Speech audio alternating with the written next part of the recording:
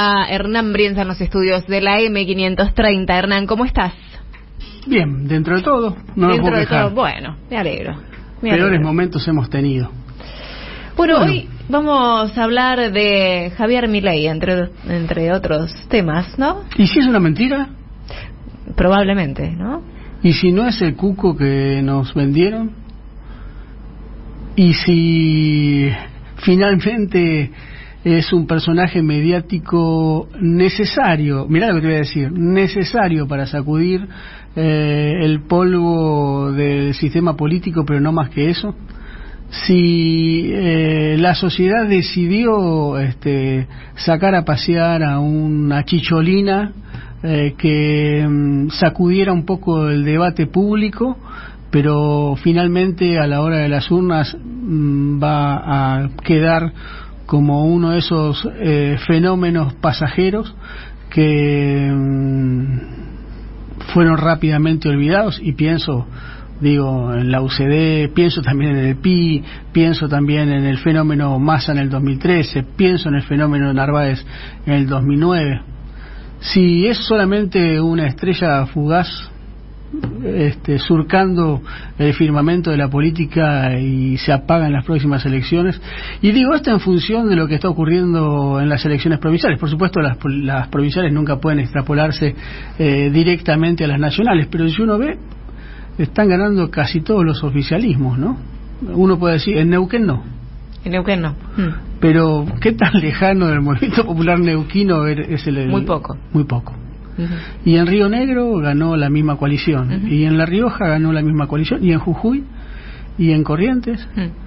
La pregunta que nos hace pensar, que nos debería surgir a partir de este fenómeno electoral, es ¿qué tan disconforme está la sociedad con la totalidad del sistema político y no con algunos problemas puntuales? Por ejemplo, la inflación, por ejemplo, los salarios, ¿no? Porque cuando la gente está envuelta en el que se vayan todos, hace sentir el que se vayan todos. Los hace sentir en los lugares, en los municipios, lo hace sentir en la gobernación, lo hace sentir en la calle, lo hace sentir a nivel electoral. Si nos estamos comiendo una curva mediático-política, y en realidad hay más estabilidad en las mayorías de las que nosotros creemos, y los resultados van a ser menos sorpresivos de lo que uno cree. No es una hipótesis que uno pueda confirmar a la brevedad, pero ¿qué ocurre con eso? ¿Qué ocurre con ese fenómeno Milei, que sirve como entretenedor de pantallas, pero que finalmente no supera nunca el 10% en ninguna de las elecciones reales con sus candidaturas y con la foto de sus candidatos? Vos decís que quizás lo que marcan las encuestas quizás no es. Las encuestas siempre son... Yo que vengo de la Facultad de Ciencias Sociales, pero no de la carrera de Sociología, sino de la carrera de Ciencia Política, sabemos que las encuestas están llenas primero, tienen algunos defectos técnicos, después tienen defectos subjetivos, y por sobre todas las cosas tienen defectos de intencionalidad política, ¿no? Si uno quiere hacer una buena encuesta, debería ir a las PASO, que son la mejor encuesta política vida y por haber. Pero aún así, las PASO funcionan solamente como encuesta si y solo si el votante no sabe que son PASO. Al saber que son PASO, ya el voto es diferente, por lo tanto no refleja ni siquiera la primera vuelta. Y si uno analiza lo que ocurre entre las PASO y la primera vuelta, va a ver que el voto es diferente. ¿Por qué? Porque ya hay voto táctico. Entonces alguien que te vota en una PASO tal cosa, en la primera elección te vota otra. Y eso también hay que pensarlo. ¿Por qué? Porque en realidad es un doble balotaje el sistema electoral argentino. Vos tenés las PASO, que es la primera vuelta, donde no se define la elección; la primera vuelta, donde el voto táctico ya influye por sobre el voto ideológico; y después una segunda vuelta entre los contendientes mayoritarios. Ahora, ¿no crees que en realidad lo que lo está perjudicando a Milei es que las provincias hayan decidido desdoblar? Sí, uno podría decir, la cara de Milei podría arrastrar votos a su boleta. Sí, Es un fenómeno, pero ¿cuánto es el porcentaje de ese fenómeno? ¿Cuánta gente votaría a los candidatos de Milei o al propio Milei si depende su salario y su bolsillo de Milei? ¿Cuánto hay está bien que Milei sacuda el tablero, como podía ser Luis Zamora en el 2001? Lo interesante es que antes la sociedad te corría por izquierda, votando a Luis Zamora, ahora en este momento te corre por derecha. Pero ¿cuánto hay de sacudan el tablero, que yo después hago un voto, como siempre, el voto es más conservador, más vinculado a quién me va a administrar en serio? ¿Alguien que me permita vender un riñón o alguien que trate de resolver los problemas concretos que son la inflación, los bajos salarios, la inseguridad? Digo, no parece haber un clima de tanta ruptura de la sociedad con los oficialismos como para que haya un salto en el voto hacia esa derecha ultralocada, digo, en lo que se ve hasta ahora en las provincias. Por supuesto, como Milei es un fenómeno mediático, es un fenómeno que en lo urbano va a pegar muchísimo más. Es posible que en los ámbitos como Buenos Aires y el Gran Buenos Aires tenga una mayor intensidad su voto. Es absolutamente cierto que Milei tiene votos que no son ideológicos ni clasistas. No es que los ricos y la clase media votan a Milei, los pobres votan a Milei, y gran parte del descontento con el Frente de Todos, muchos de esos votos van a Milei, y esto es algo interesante que no vio el Frente de Todos en estos años. También es cierto que puestos a pelear, si vos me decís con quién quisiera pelear yo una segunda vuelta como parte del Frente de Todos, prefería pelear con Milei y no con Larreta, porque Larreta es un candidato más atrapa todo. En cambio Milei solamente atrapa lo que está lo ultra, lo extrasistema. Por lo tanto, una segunda vuelta con Milei es mucho más ganable que con Rodríguez Larreta, aun cuando el personaje Rodríguez Larreta no sea el más seductor para la primera vuelta. ¿Vos crees que algo de eso Cristina lo ve y por eso de alguna forma lo sube al ring cuando lo menciona en su intervención en el Teatro Argentino? Para mí por dos cosas. Primero porque claramente la discusión ideológica con la extrema derecha es mucho más sencilla de dar, porque es mucho más clara de dar, sencilla en el sentido de claridad de dar. Y segundo porque yo elijo también mi contendiente. No es como Cassius Clay o Mohamed Ali antes de las peleas, ¿no? Construía su propio contrincante, haciéndolo enojar, ¿no? Esa construcción del contrincante no es lo mismo pelear con alguien que está frío y con alguien que está caliente en boxeo, ¿no? Digamos. Y yo creo que la construcción del propio contrincante en función de un contrincante caliente, que se desboca, que en cada reportaje que muestra la hilacha, es un contrincante con el cual uno puede disputar mejor al electorado, ¿no? Sobre todo un electorado cuyo destino depende de lo que pase en esas elecciones, ¿no? Yo no estoy muy seguro que el 70% de la población argentina quiera que se pueda hacer todo en nombre de un liberalismo alocado, porque en la cultura argentina está muy presente la noción de Estado. Digo, cuando uno ve cómo actúa el argentino, digamos, el argentino y la Argentina media, el reclamo siempre es hacia el Estado. Por lo tanto, no quiere un Estado ausente, quiere un Estado que resuelva. Digo, ante ese Estado que resuelva, cuando alguien te dice, bueno, vamos a destrozar el Estado, algunos pueden pensar, bueno, que a ver si lo destroza, por ahí es más efectivo y más eficiente ese Estado. Pero otros empiezan a temer con que nadie va a resolver su problema, sobre todo porque Milei lo dice. A mí qué me importa si a vos te va mal. A mí me importa mi propio bien. Bueno, eso está fuera de lo que es la cultura argentina, que es una cultura de la amistad, una cultura del asado. A pesar del hiperindividualismo en el cual estamos cada vez más metidos, esa forma de pensar lo colectivo como como lazos sociales está muy presente en la Argentina.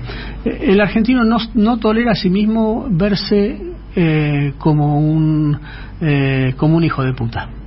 Más bien, creo, y sobre todo en los fenómenos más porteños, lo que se da es el personaje de el cínico, pero el que llega al cinismo a partir del despecho tanguero, dice Poliano, ¿no? Dice, finalmente todo es verso, todo es grupo, yo que creí en tal cosa ahora me doy cuenta que soy un gil, por eso no soy más gil y digo que a Nisman lo mataron, ¿no? Esta es si uno tuviera que pensar, desentramar la forma de pensar del porteño medio, es un poco eso, ¿no? Yo me las creí todas y ahora como un gil, pero ahora ya no me creo nada porque me avivé, y mirá si no lo van a matar a Nisman, ¿no? Digamos, ese es un poco, mirá si Chabrán va a estar muerto. Yo que me creí todas, ahora ya no creo ninguna. Esa lógica de cinismo despechado que Machado hablaba muy bien, ¿no? De esa segunda inocencia de no creer en nada, ¿no? Digo, termina siendo la misma inocencia que creer en todo, ¿no? Y creo que es muy característica del porteñaje y del argentino medio. Creo que en ese sentido Milei les da un amparo para divertirse, pero no sé si le dan un amparo como presidente, no sé si le dan un amparo como político real, porque además ven que Milei no hace nada, ven que Milei no va al Congreso, ven que lo de Milei es improcedente y que es difícil de llevar adelante. Por lo tanto, digamos, si la crisis del sistema político, de credibilidad y de legitimidad del sistema político, estuviera tan alto como en el 2001, y eso es lo que hay que medir, lo que realmente hay que medir es eso, ¿tiene ese grado de fractura el sistema político? Si el sistema político tiene ese grado de fractura, las posibilidades de Milei crecen. Pero si no hay ese nivel de fractura y en realidad finalmente el electorado se vuelca a una continuidad sin mucho amor, las chances de Milei cada vez son menores. Algo que también pasa con este fenómeno Milei es que de alguna manera su agenda termina siendo parte de la agenda de Juntos por el Cambio, ¿no? Digo, el tema de la dolarización, que si bien algunos economistas de Juntos por el Cambio salen a cuestionarla, hay otros personajes de Juntos por el Cambio que se hacen cargo de eso, como por ejemplo el diputado Cacase, ¿no? Es uno de los diputados que dicen, bueno, sí, para mí la dolarización es viable. Y no solo, digo, hay otros temas también que terminan tomando de alguna forma Juntos por el Cambio en esta forma en este intento de endurecer esa postura. Digo, y ahí me parece interesante la jugada que vuelve a hacer Cristina, de decir, bueno, de ir a discutirle esos temas a quien en realidad los tiene, los lleva más como bandera, ¿no? Y no quedarse discutiéndole la dolarización a Juntos por el Cambio, sino que se la va a discutir a Milei. Sí, yo creo que lo que hace Cristina de manera yo diría muy efectiva es dar argumentos a la sociedad para discutir, para contraargumentar respecto de lo que dicen tanto Milei como Juntos por el Cambio. El gran problema que tiene hoy por hoy yo diría el espacio del campo nacional y popular, que no encuentra argumentaciones, no encuentra narraciones para poder responder eficientemente y efectivamente a las argumentaciones de la derecha. No hay usinas concretas, reales, legitimadas, digamos, de generación de argumentos, y Cristina ocupa todo ese espacio. Y eso creo que ella lo hace muy bien, pero también es un déficit de argumentación de parte del campo nacional y popular. Y creo que esa es la principal función de ella hoy. Digo, por eso ella hoy de lo que más habla es de esa lógica de clases abiertas. ¿Por qué da clases magistrales? Bueno, porque lo que necesita es argumentar, es narrar, es dar argumentos a los cuadros medios y a la militancia y a la sociedad en general para poder pensar y reflexionar sobre lo que dice la derecha. Y no lo está haciendo nadie más que ella. Eso es un problema.